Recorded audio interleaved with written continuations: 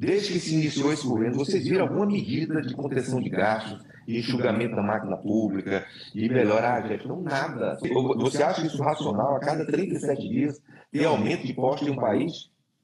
De pautar o IOF sem avisar o governo e impor essa derrota histórica ao governo Lula. Foi um rompimento do Hugo Mota com o governo?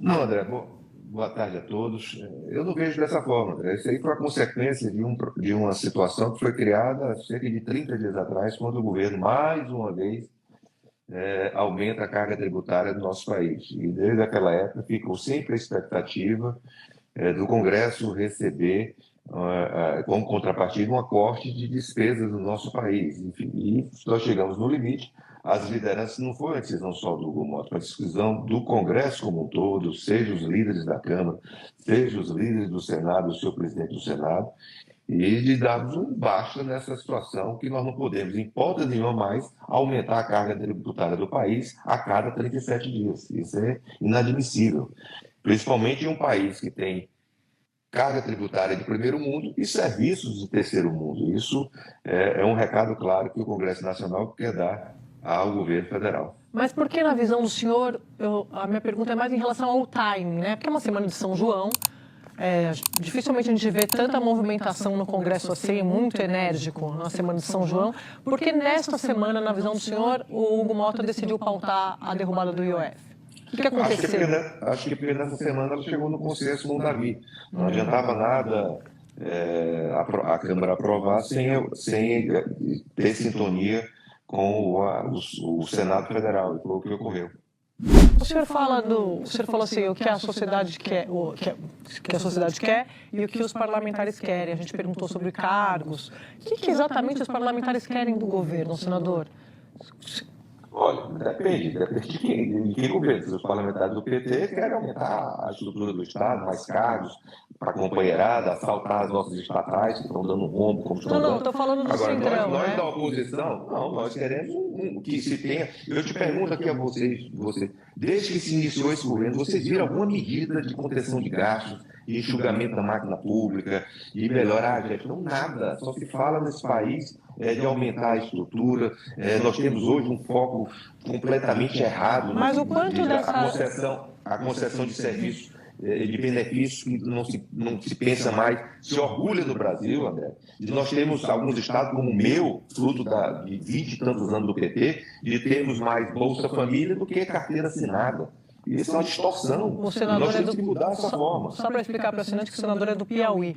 Senador, o senhor, eu estou perguntando isso porque a impressão que eu fico é, por exemplo, conversando com muitos parlamentares, é de que há um grande incômodo com essa investigação que está rolando lá no Supremo das emendas. O quanto isso influencia nessa... Eu acho que isso é uma narrativa, né? Me perdoe dizer. Eu quero que, se alguém cometer erros de questão de emenda, que pague. Eu luto dia a dia por transparência. A coisa que eu mais quero é levar mais recursos para o meu Estado. Eu gosto quando seja anunciado, meu nome esteja com essas obras que são executadas. Essa questão de falta de transparência, isso me causa espécie. Nós temos que dar total transparência a essa questão. Agora se fala em questão desse país, só se fala em orçamento secreto. Cadê esses 100 anos que o Lula dá de sigilo dessas loucuras que são feitas no Palácio Planalto? Não só essas situações, eu acho que deveria ser proibido, eu acho que a imprensa como toda, a sociedade como um todo, proibir qualquer tipo de sigilo com recurso público no nosso país. Isso deveria ser um objeto de aprovação no Congresso Nacional. E eu tenho certeza que se o presidente Lula tivesse coragem de fazer isso, o Congresso apoiaria. Pergunto para o senhor, então acho que o Centrão, os partidos de centro, né? Partidos de centro, oposição, estão com essa posição, qual eu acho correto, tá? Na hora de olhar cortes. Agora, o senhor não acha que vocês, né? Partidos de centro, partidos de direita, deveriam, então, já que o governo não apresenta uma proposta de corte, vocês não deveriam chegar e falar assim, então, nós vamos fazer o trabalho que o governo quer. Com uma responsabilidade com o país. Eu sei que essa é uma função do governo, eu entendo que essa é uma função do governo, mas vocês não vão fazer tomar a parte dos senhores? Me perdoe. Isso não é função do parlamento, isso é a função, se nós tivéssemos sido eleitos, se eu ainda continuasse na Casa Civil, pode ter certeza que eu teria coragem. de apresentar qualquer tipo de corte, por mais impopular que seja. Isso é função do governo. Agora, o governo quer que o Congresso corte para ele gastar. Isso não tem sentido. Isso aí, em nenhum país do mundo, isso pode ser operacionalizado. O que tem que se haver, o que tem que haver, se tem responsabilidade, o presidente assumir a sua função de governar, botar na cabeça que ele foi eleito presidente para assumir os problemas e as soluções do país. E apresentar e sentar conosco para a gente discutir Mas, senador, por exemplo, vocês não poderiam sugerir uma corte de 10% nas emendas parlamentares? Podemos. Olha, eu acho que nós temos que fazer um corte linear de todas as despesas do país. É de emendas parlamentares, é de despesa do legislativo, é despesa do judiciário, que são absurdas, é despesa dessa quantidade de ministérios absurdos para acompanhar e, principalmente, proteger as nossas estatais que estão dando o maior roubo da nossa história. Senador, a questão dos subsalários, o senhor sei que o senhor é contra. A questão do subsalário, eu sei que o senhor cobra, mas colegas do senhor, de partidos de centro, de partidos da direita, não aprovam essa medida. Você sabe disso, não aprovam essa medida. Se for colocado, nós cobramos. Mas já foi colocado, senador. Eu cobrando lá na CCJ todo dia que o relator entrega esse relatório, que a gente pode fazer isso por outro. Agora, esse país hoje, infelizmente, é sequestrado pelas corporações que tem esse lobby absurdo, e nós teremos que votar essa questão, deve ser a prioridade número 1 do Congresso, essa questão de supersalário no país. Então, eu acho que as pessoas nós temos que exigir, isso devia ser uma campanha número 1 também da própria mídia de cobrar que isso seja votado. Mas hoje, no momento em que o Congresso tem tanto poder, e tem poder realmente, né, por conta das emendas, tem muito poder, não está na hora do Congresso também assumir um pouco de responsabilidade no trato das questões fiscais? Você não acha isso? Não só já passou da hora, mas nós temos que sentar isso como um todo. Não pode ser uma decisão do Congresso. Quem foi eleito foi o Lula, não foi o Bolsonaro. Eu certeza que se fosse o Bolsonaro, nós estaríamos tomando essas atitudes. Para a questão do corte de gastos, acho que ficou bem claro a sua visão em relação à necessidade de não aumentar mais impostos, mas o Parlamento brasileiro ele tem entre as suas funções propor soluções. Né? Onde é que o senhor vê espaço efetivamente para cortar gastos de maneira rápida, de maneira célere e mesmo para fazer reformas estruturantes? Porque me parece que a gente tem um problema de crescimento das despesas obrigatórias que vão asfixiando aí o orçamento do governo.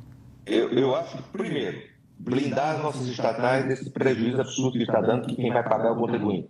Segundo, ter um corte linear de isenções no nosso país, passa de desoneração, essa situação, tem que ter um corte linear.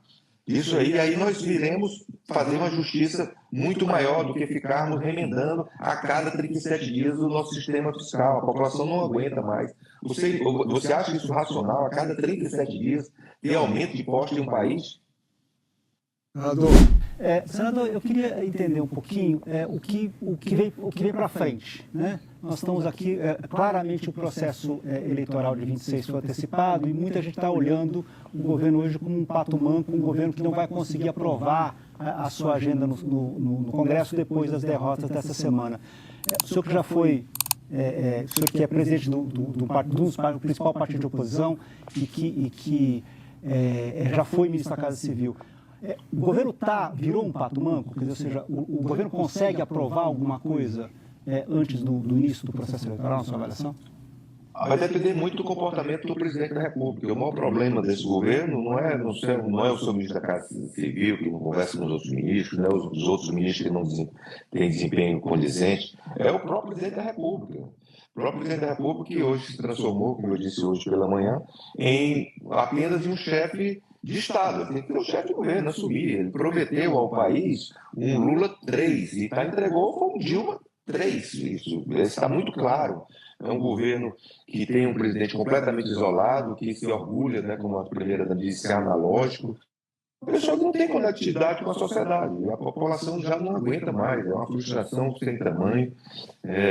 E agora, vindo com essa história de nós contra eles novamente, que não deu errado em 89, a população sabe. O maior inimigo da população não é o rico, não é a direita, não é a esquerda. O maior inimigo da população é a inflação, é o custo de vida, é a violência. E isso que o presidente tem que cair na real, parece que ele está fora do tempo, né? Nós temos um momento digital e temos um presidente analógico.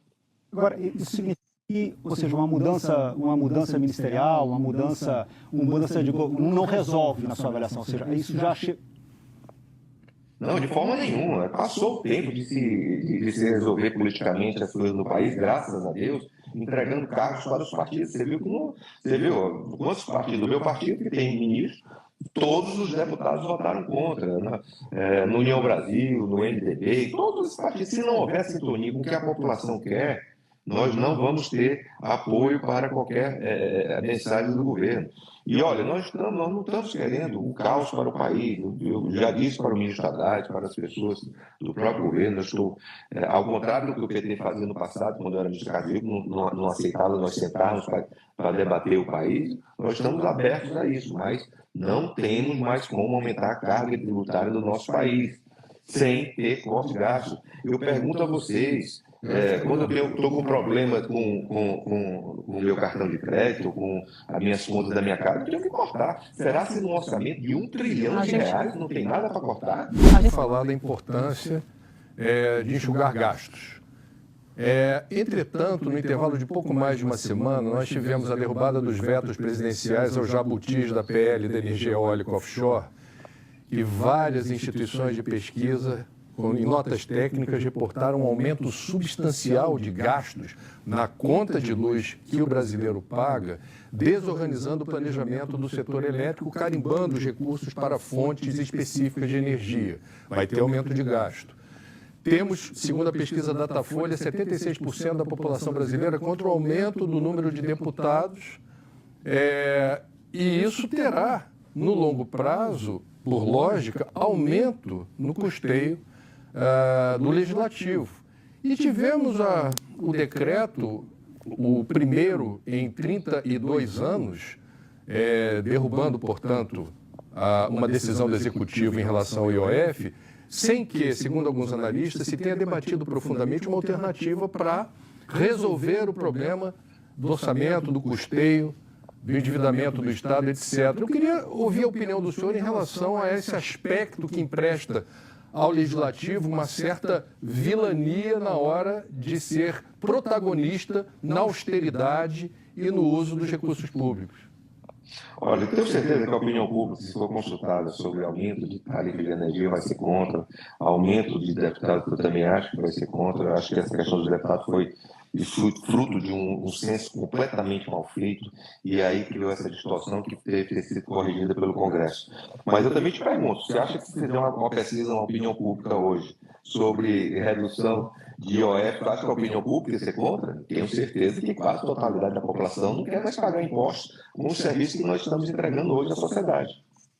O senhor era, desculpa, o censo foi feito, o senhor era ministro da Casa Civil, só para deixar Foi por conta daquela época da pandemia, que foi um censo completamente mal feito.